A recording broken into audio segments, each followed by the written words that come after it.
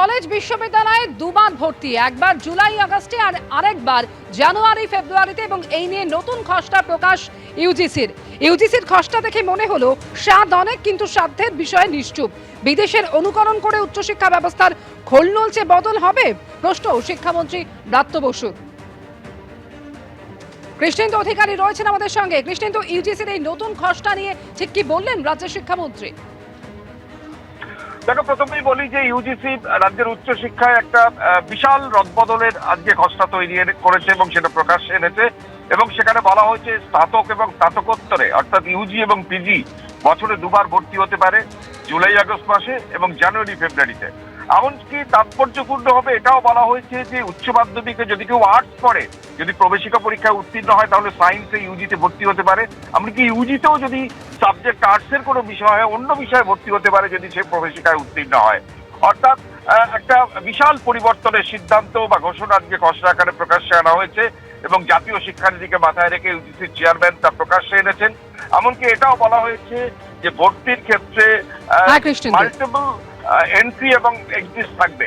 এইসব ব্যাপারে শিক্ষামন্ত্রী তার প্রতিক্রিয়ায় জানিয়েছেন যে এটা কার্যত বিদেশি শিক্ষার অনুকরণ এবং এটা ইমপ্লিমেন্ট করতে গেলে অর্থ কোথা থেকে আসবে। অর্থাৎ কেন্দ্রের এই যে শিক্ষানীতি যেটা প্রকাশ্যে আনা হয়েছে খসড়া, সেটা সম্পর্কে রাজ্য যে সহমত নয় সেটা আজকে শিক্ষামন্ত্রী প্রকাশ্যে টুইটে স্পষ্ট করেছেন। এই নিয়ে 3 দিন আদালতে হাজির হলেন না কালীঘাটের কাকু। ব্যাংশাল কোর্টে নিয়োগ দুর্নীতি মামলার শুনানি, সেখানে হাজিরা দিলেন না সুজয় কৃষ্ণ ভদ্র। অসুস্থতার কারণ এর কথা জানালেন আদালতে তার আইনজীবী। কথা বলবো এই নিয়ে, প্রকাশ সিনহা আমাদের সঙ্গে রয়েছেন।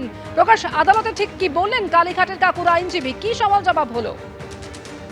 না দেখো, ব্যাংশাল কোর্টের সিবিআই স্পেশাল কোর্টের নির্দেশ ছিল যে আজকে কালীঘাটের কাকু আর সুজয় কৃষ্ণ ভদ্রকে কোর্টে আনতে হবে এবং সিবিআই আধিকারিকরা সেখানে পৌঁছেছিলেন। কিন্তু জেল থেকে একটি রিপোর্ট আসে যে তিনি অসুস্থ রয়েছেন এবং তাকে কিন্তু সশরীরে হাজির করা সম্ভব হবে না, তিনি ভার্চুয়ালি পেশ হতে পারেন।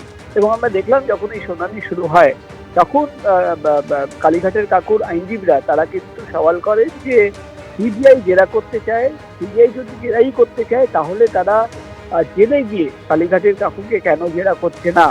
এবং কালীঘাটের কাকুর আইনজীবীরা তারা সওয়াল করেন যে হাইকোর্টে একটি মামলা বিচারাধীন রয়েছে, হাইকোর্টে তারা জামিনের আবেদন জানিয়েছেন, তার নির্দেশ এখনো তারা পাননি।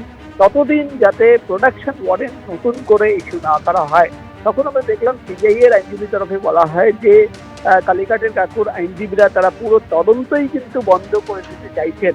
দুই পক্ষ সওয়াল শোনার পর আমরা দেখলাম অর্ডার এখনো রিজার্ভ রয়েছে। কিন্তু আজকে আমরা দেখলাম যে প্রাথমিক নিয়োগ দুর্নীতি মামলা, যে মামলায় সিবিআই তরফে আবেদন করা হয়েছিল যে তারা কালীঘাটের কাকুকে নিজেদের হেফাজতে নিতে চান, সেই মামলায় কিন্তু আজকে তৃতীয় দিনও কালীঘাটের কাকুকে হাজির করা সম্ভব হলো না। একেবারে তৃতীয় দিনেও হাজিরা দিলেন না সুজয় কৃষ্ণ ভদ্র। ধন্যবাদ প্রকাশ তোমাকে।